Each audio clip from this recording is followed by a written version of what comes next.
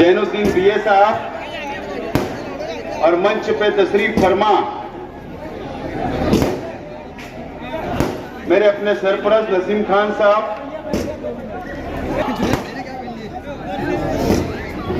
Party के तमामी जिम्मेदारान और इस गुरुवार वार्ड के मेरे तमामी जिम्मेदारान और मेरे सामने तशरीफ फरमा मेरे तमामी बुजुर्ग हजरात, तमामी मेरे नौजवान साथी और प्लास्टिक और गिट्टी का धंधा व्यापार करने वाले मेरे तमामी साथी, और जहां तक मेरी आवाज जा रही है ऐसी मेरी मां और बहनें, सबसे पहले मैं इस गुरुवार वार्ड की आवाम को सलाम करता हूं। आपने जो आज ये जलसे को कामयाब किया, मेरा सपोर्ट करने के लिए आप लोग हजारों की तादाद में यहां पर जमा हुए और जिस अंदाज में आप लोगों ने मेरा इस्तकबाल किया, मैं तमामी गुरुवार वार्ड की आवाम का, तमामी जिम्मेदारान का बहुत बहुत शुक्रिया अदा करता हूं। और मेरे वो तमामी साथी जिनका आज मेरी पार्टी के अंदर प्रवेश हुआ, इस्तकबाल हुआ, ऐसे तमामी मेरे साथियों का भी मैं बहुत बहुत इस्तकबाल करता हूं। हमारा अपना ये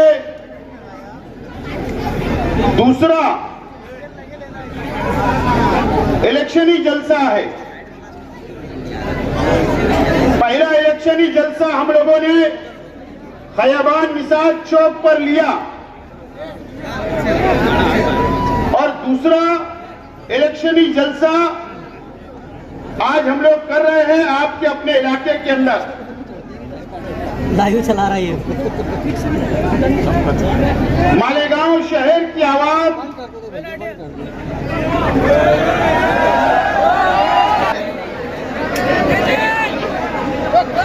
बीस तारीख को फैसला करना है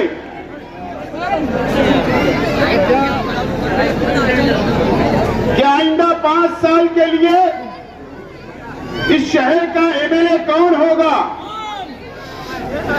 भाई जरा आपस में अगर आप बात करेंगे तो थोड़ा साइलेंस हो जाए। चाचा आप उठना मत अभी बीच में से। आप मालेगांव शहर की आवाम को फैसला करना है 20 तारीख को कि शहर का आइंदा 5 साल के लिए एमएलए कौन होगा, शहर का नुमाइंदा कौन होगा। इस बात का फैसला मालेगांव शहर की आवाम को करना है।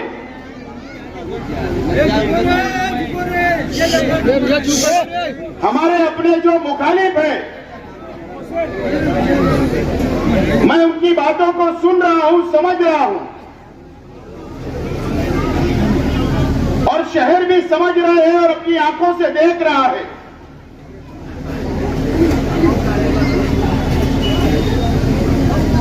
और वो ये चाहते हैं कि मैं भी उनकी तरह जबान इस्तेमाल करूं,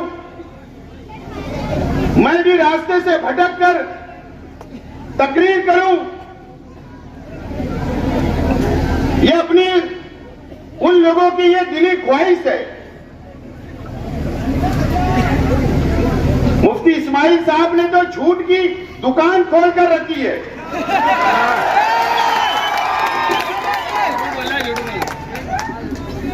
झूठ बोलो। कई लोग इसलिए इलेक्शन लड़ रहे हैं उनके स्टेट से कि शेख आसिफ कोई भी तरीके शहर का विकास, शहर का डेवलप, शहर के गरीबों के ताल्लुक से कोई बात नहीं की जा रही है। मैं आज मालेगांव शहर के तमाम ही मेरे गरीब भाइयों से अपील करने के लिए यहां पर खड़ा हुआ हूं।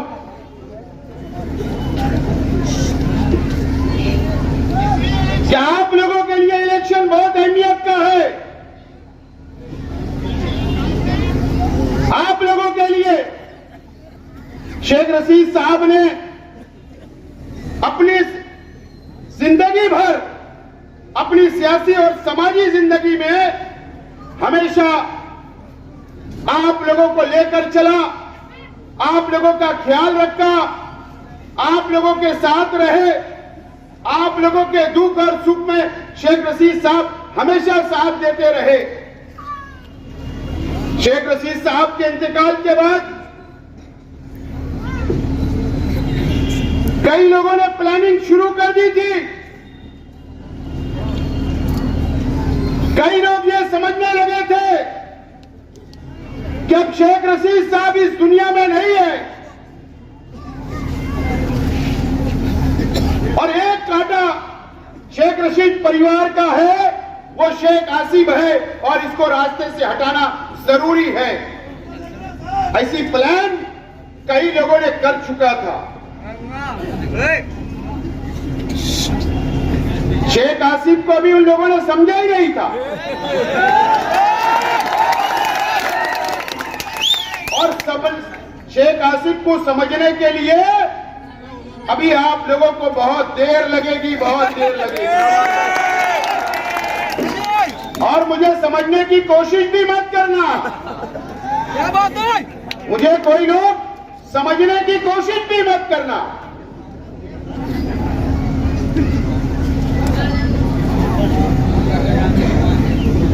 और जो लोग मुझे समझते हैं वो लोगों को पता है कि शेख आसिफ क्या चीज है। और मैं इसके लिए नहीं बोल रहा हूं। मालेगांव शहर की हजारों लाखों गरीब आवाम की दुआएं मेरे अपने खानदान के साथ है, मेरे अपने परिवार के साथ है और मेरे साथ है।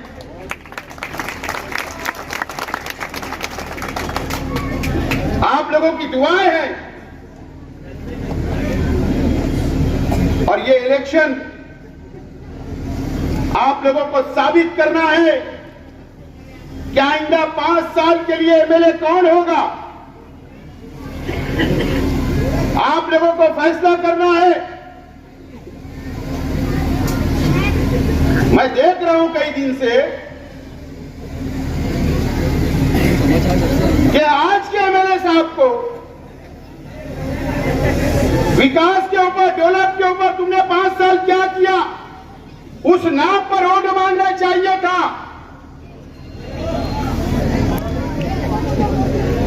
लेकिन आज के एमएलए साहब ने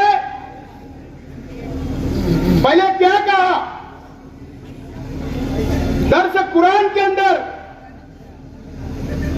आप लोगों को शायद पता नहीं होगा,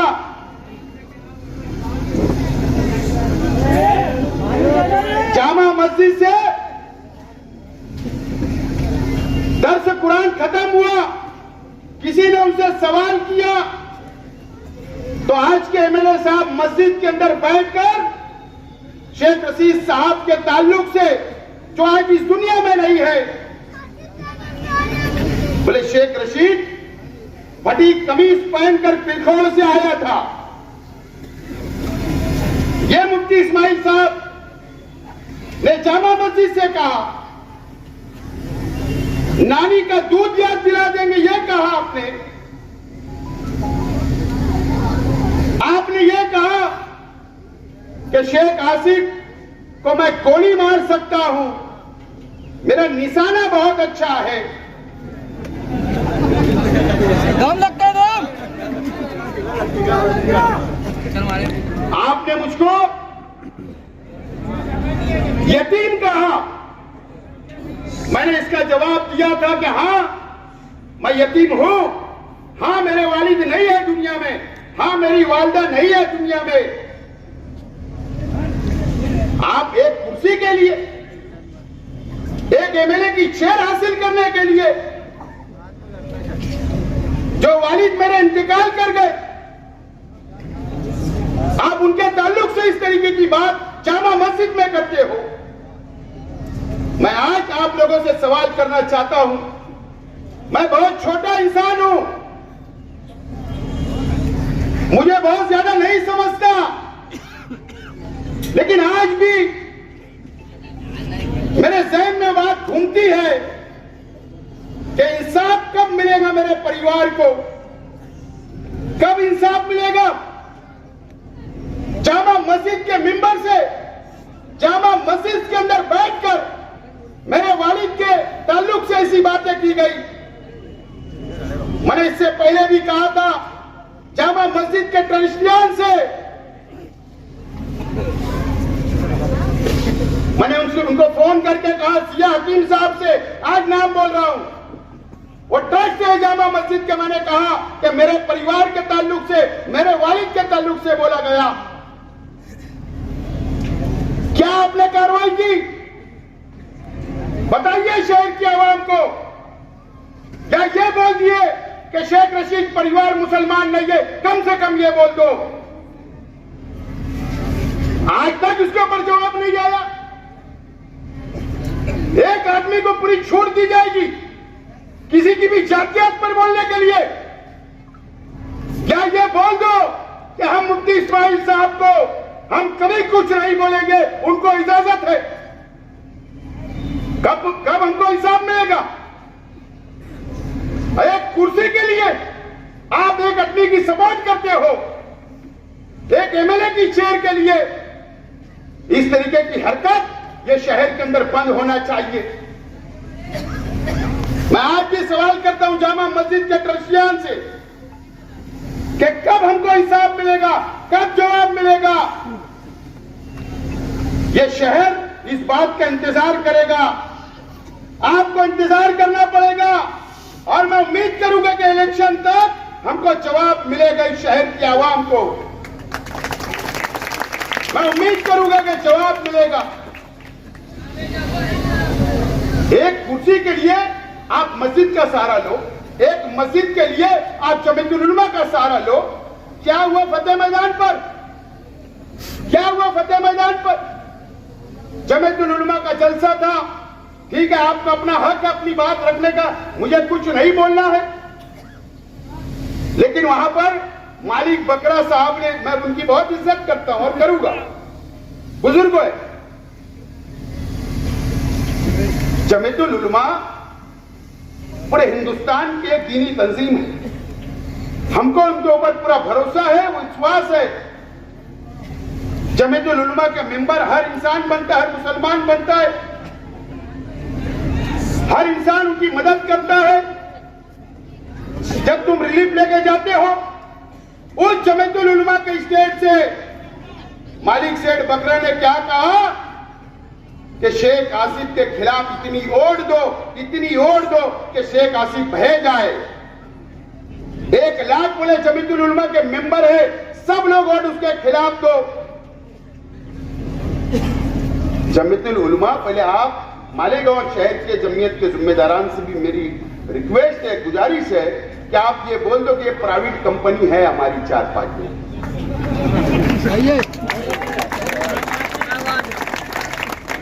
शेख आसिफ को इतनी ओढ़ मुफ्ती इस्माइल साहब को दो कि शेख आसिफ बह जाए। अरे तुम मजहब का सहारा ले रहे हो, दीनी तंजीम का सहारा ले रहे हो, मस्जिद का सहारा ले रहे हो। जुमा के दिन यहां जलसा था, पता है आपको इस इलाके के अंदर एक मस्जिद के अंदर नाम नहीं लेते, जाने दो।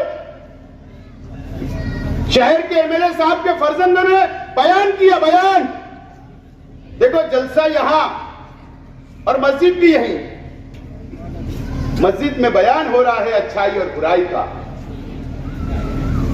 अच्छी बात है, मेरा तो चैलेंज है, खयाबान निसार चौक पर मैंने चैलेंज किया कि ठीक है, अच्छाई और बुराई पे इलेक्शन लड़ना है तो मैं चैलेंज कबूल करता हूं।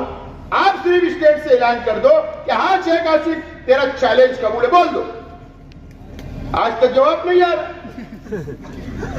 मैं मालेगांव शहर के मुसलमानों से, मालेगांव शहर के दीनी तंजीमों से, मालेगांव शहर के मुसलमानों से मेरा सवाल है, अच्छाई और बुराई का इलेक्शन की अगर बात करते हो ना,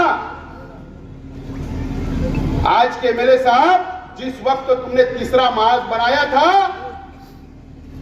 उस वक्त 27 कारपोरेटर चुनकर आए थे, तो आपने डिप्टी मेयर किसको बनाया था, ये शहर के आवाम को बता दो। किसको बनाए थे पता है?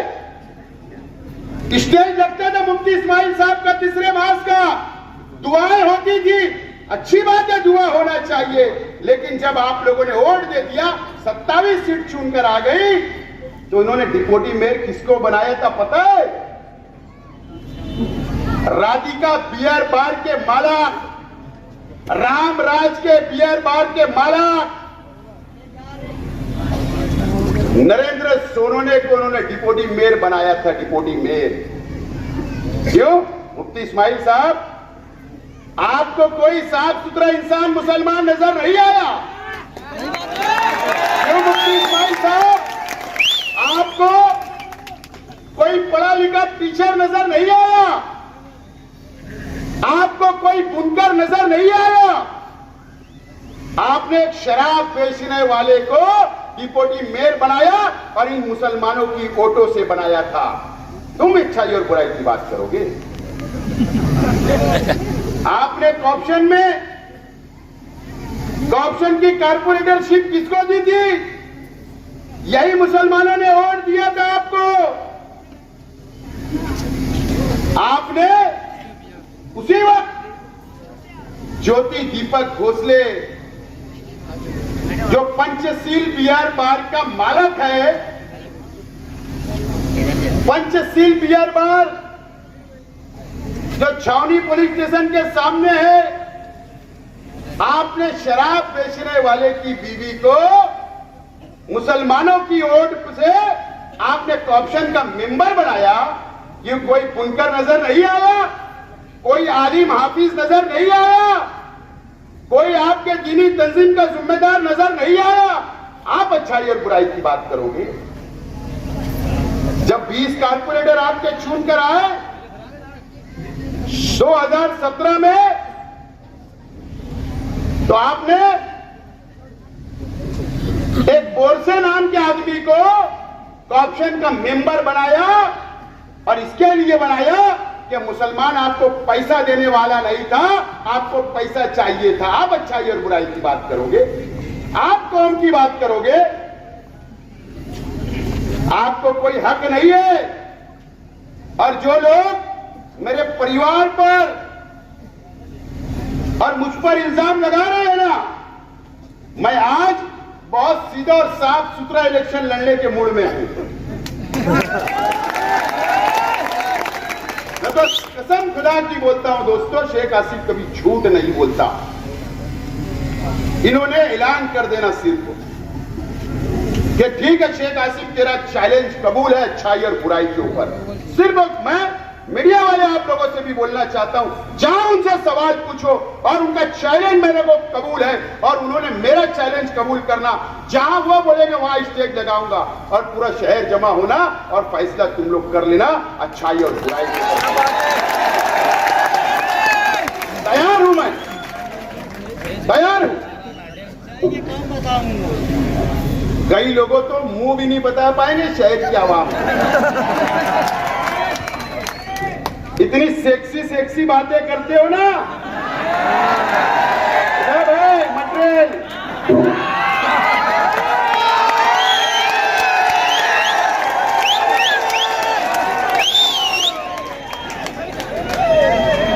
कर लो चैलेंज कबूल, कर लो चैलेंज कबूल। दूध का दूध और पानी का पानी हो जाएगा। मैं तो और नीचे नहीं जाना चाहता। किसी की बाल बेटी की इज्जत करना ये मैं मेरा मिल्ली फर्ज समझता हूं, दीनी फर्ज समझता हूं। ये तो पूरी हिस्ट्री है, पूरी हिस्ट्री है। अगर यहां से लिख लूंगा ना तो नकदी तक ही जाऊंगा सिर्फ। पूरा डाटा पेश करके रख दूंगा, मुंह बताने लायक नहीं रहेंगे। अच्छा ये बुराई बंद करो, काम और डेवलप के ऊपर बात करो, काम और विकास के ऊपर बात करो। मुफ्ती इस्माइल साहब, ये शहर की आवाम ने 1,17,000 वोट आपको दिया था। आपने तुम्हारे अपने शहर की आवाम के लिए क्या किया, कौन सा विकास किया, कौन सा डेवलप किया, ये बताओ। ये बातें नहीं हो रही है। मैंने एक जलसे के अंदर कहा, मीडिया वाले मेरी बात को रिकॉर्ड करेंगे तो आपका शुक्रिया अदा करूंगा, और पुलिस डिपार्टमेंट भी यहां होगा तो उनसे भी रिक्वेस्ट है। अल्लाह का करम है, ये शहर के अंदर तब्दीली की लहर है, तब्दीली की लहर है। मेरे अपने मुखालिफ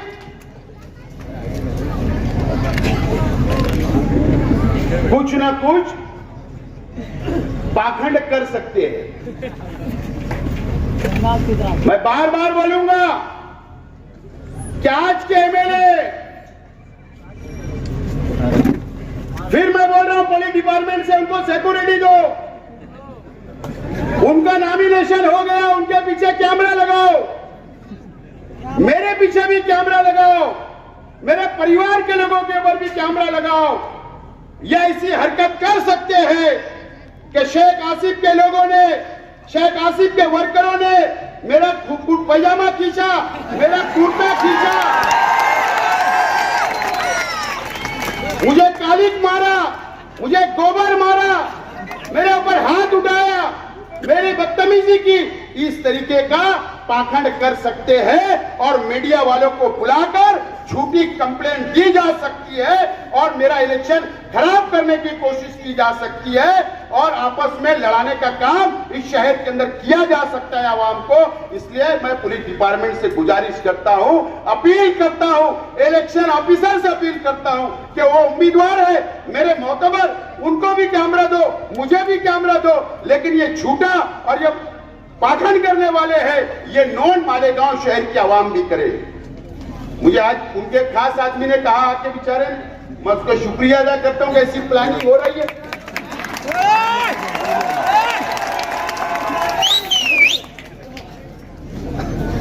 इस तरीके से इलेक्शन लड़ने की कोशिश की जा रही है, जीतने की कोशिश की जा रही है। कुछ भी कर लो। अब ऐसा है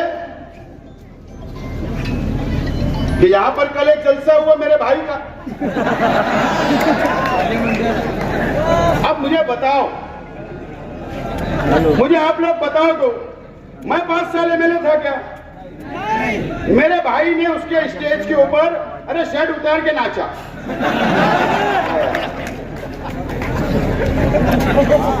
हरा कलर से नहाया हुआ था मेरा भाई। हिसाब किससे मांगना? आज के एमएलए से मांगना ना कि मैं एमएलए है क्या? वो कल मेरे खिलाफ, असल में इनको भी स्क्रिप्ट लिख कर दिया जा रहा कि तू भी स्टेज लगाकर शेख आसिफ के खिलाफ खोल कर रहा। बेचारा जितना चाबी भरेंगे उसकी गाड़ी चलेगी। और ये हमारे न्यायालय अहमद साहब की फर्जत है। दुखकर ये भी आज बहुत जज्बात में तकरीर कर रही थी, मैं न्यायालय अहमद की बेटी हूं, मैं मौलवी मोहम्मद उस्मान की पोती हूं। मौलवी मोहम्मद उस्मान साहब को तो इज्जत रखना थोड़ा।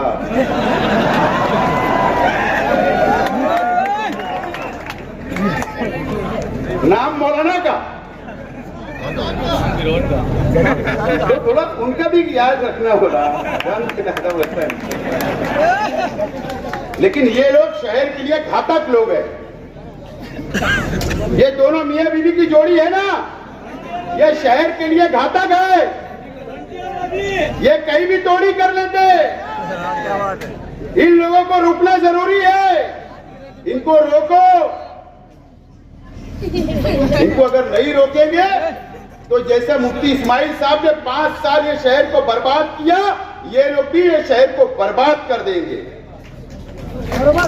ये सब बर्बाद करने के लिए अपने जाति मुफाद के लिए आए। और अल्लाह का करम है कि शेख रशीद साहब थे, उनकी जिंदगी आप लोगों के सामने थी कि शेख रशीद साहब दयावान इंसान थे, गरीबों के लिए लड़ना, गरीबों के लिए मरना, और वो गरीबों से मिलते मिलते दुनिया से चले गए, हमको सिखा कर गए। और हमारी भी तैयारी है इसके लिए, असेंबली के इलेक्शन के अंदर मैं भी उम्मीदवारी कर रहा हूं। अपना जलसा क्या होगा मालूम है, मीडिया वालों से बोल रहा हूं, अपना जलसा होने वाला अंसार रोड इस्लामपुरे में जुमा के लिए। ये जहां स्टेज लगाएंगे वही मेरा स्टेज लगने वाला, तुम्हारा पीछा छोड़ने उड़ने वाला नहीं हो, बराबर है। 180 करोड़ रुपए का तुमने कहा सौदा किया, मैं 1 करोड़ 80 नहीं बोल रहा है, 180 करोड़ रुपए का तुमने कहा सौदा किया, वहां मैं इनकी पोल खोलने वाला हूं आज के मेरे साथ। मैं चाहता हूं कि शहर के बुनकर भाई भी वहां पर आए मेरा जलसा सुनने, और शहर के बुनकर भाइयों से भी अपील करता हूं कि आप लोग आइए, मैं आपके लिए एक स्कीम का ऐलान करने वाला हूं, आइए आप लोग। लेकिन बड़ी पोल खोलने वाला हूं। मैं भी बहुत हैरान था जब मुझे मालूम पड़ा 180 करोड़, अरे हैरान था। तो वो भी पोल वहां पर खोलूंगा। लेकिन दोस्तों, मैं आज आप लोगों से अपील करता हूं, ये जो हरा कलर है ना, ये मेरा जो झंडा हरा कलर का है ना, ये मेरी पार्टी का पूरा नाम आपको पता है, उसका शॉर्ट नाम क्या था वो भी आपको पता है। ठीक है, उलमाओं ने बोला तो मैं उनका एहतराम किया। लेकिन अगर आप लोगों ने मुझे असेंबली के अंदर भेजा, नौजवानों ने, शहर की आवाम ने, तो आज आपसे यकीन दिलाता हूं, आप लोगों को ऐलान करता हूं इस बात का कि ये हरा झंडा असेंबली के अंदर लेकर जाऊंगा। मैं बात हरा झंडा लेकर जाऊंगा, और ये लड़ाई मेरी इनसे नहीं है, ये लड़ाई बहुत बड़ी है। मेरी लड़ाई भगवा करण से है, भगवा करण से। मेरी लड़ाई ये भगवावादी लोगों से है, और इसके लिए मैंने हरा लिया हो। मुकाबला करने के लिए हरे की जरूरत पड़ेगी, इसके लिए भगवा करण लोगों के खिलाफ में मैं मैदान के अंदर उतरा हूं। और बहुत लड़ना है। वक्फ बोर्ड का बिल आया, वो किसके लिए आया? आप लोगों को पता है कि मरकजी हुकूमत ने वक्फ बोर्ड का कानून लाई। वक्फ बोर्ड मतलब ये मदरसा है, ये जमीन भी वक्फ बोर्ड की है। अगर कोई भी मस्जिद में हम नमाज पढ़ते, वो भी वक्फ बोर्ड की है। कब्रिस्तान में जहां हमारा आखिरी मुकाम है, जहां हमको दफनाया जाता, वो भी वक्फ बोर्ड की जमीन है। जहां पर दरगाह है, वो भी वक्फ बोर्ड की जमीन है। जहां पर खानका है, वो भी वक्फ बोर्ड की जमीन है। और जो मरकजी हुकूमत ने और बीजेपी ने जो काला कानून लाया है, वो इलेक्शन के बाद महाराष्ट्र के अंदर जब लागू करेगी, तो कलेक्टर को पावर दिया है, वो आकर मस्जिद में रजिस्टर चेक कर सकता है, पुलिस के साथ आ सकता है, इमाम का नाम लिख सकता है, मदरसे के बच्चों का नाम लिख सकता है, हमारे को चंदा कौन देता वो चेक कर सकता है, अकाउंट चेक कर सकता है। इतना खतरनाक काला कानून बनाने का काम भारतीय जनता पार्टी कर रही है। मुझे बताओ, ये आज के एमएलए साहब ने तो 10 साल खामोश रहे, इनसे लड़ेगा कौन? ये मस्जिद और मीनारों के शहर को बचाएगा कौन? मैं तैयार हूं। अगर आप तैयार होगे तो मैं यकीन से आपको बोलता हूं कि हमारे शहर मस्जिद और मीनारों का शहर है, खानकाहों का शहर है, कब्रिस्तानों का शहर है, ये मुसलमानों की बस्ती है। और ये काला कानून का मुकाबला आपका भाई असेंबली के अंदर करने के लिए तैयार है, अगर आप मेरे को साथ देते तो। ये हैदराबाद के लोग नहीं आएंगे, याद रखना, ये हैदराबाद के लोग नहीं आएंगे, असेंबली के अंदर जब पुलिस मस्जिद में आएगी, जब कलेक्टर मस्जिद में आएगा, काला कानून लगने के बाद तो ये हैदराबाद से नहीं आएंगे, 5 साल नहीं आए। जब मस्जिद के अंदर कोई आएगा तो ये शेख आसिफ खड़ा रहेगा, आपके साथ खड़ा रहेगा। तो नौजवान, जज्बात में आने की जरूरत नहीं है, इस माहौल को बनाने की जरूरत है। और आज मैं दोबारा इस बात का भी ऐलान करता हूं कि मेरे पास कोई मसलक नहीं, मेरे पास कोई बिरादरीवाद नहीं, कोई मसलकवाद नहीं, कोई गरीब नहीं, कोई अमीर नहीं। मैं पूरे शहर को लेकर चलना चाहता हूं। सिर्फ मेरे सामने मुसलमान, मेरा अपना शहर, ये मस्जिद मियारों का शहर, मैं सबको लेकर चलना चाहता हूं। मैं तो चाहता हूं कि आप मुझे बुलाइए, आपका काम होगा। अगर आप मुझे दूर से समझ रहे होंगे तो आप मुझे फोन करके बुलाइए, मैं आपके मकान के अंदर बैठकर आपसे बात करने के लिए तैयार हूं। मुझे समझ तो लीजिए, मुझे समझ तो लीजिए। मुझसे नफरत करने से कुछ नहीं मिलेगा, मुझसे मोहब्बत करो। मैं ये शहर को लेकर चल सकता हूं। मैं वादा करता हूं शहर की आवाम से और गुरुवार वार्ड की आवाम से और यहाँ के रहने वालों से, ये इलेक्शन पर नजर बना के रखो। गली गली जाना पड़ेगा, माँ बहनों को समझाना पड़ेगा, नौजवानों को समझाना पड़ेगा, स्लिप बांटना पड़ेगा, वोट गिराना पड़ेगी। जब जाकर हम लोग इलेक्शन जीत सकते हैं और ये शहर को बचा सकते हैं। तो मैं आप लोगों से अपील करता हूं कि 20 तारीख को मुझे सिंबल 2-3 रोज में मिलेगा। मेरा सिंबल जो भी होगा उस पे बटन दबाकर मुझे भारी अक्सरियत से कामयाब करे, अपील करता हूं और ऐलान करता हूं कि अंसार रोड इस्लामपुर में जुमा के दिन जलसा होगा। बहुत बहुत शुक्रिया। खुदा हाफिज।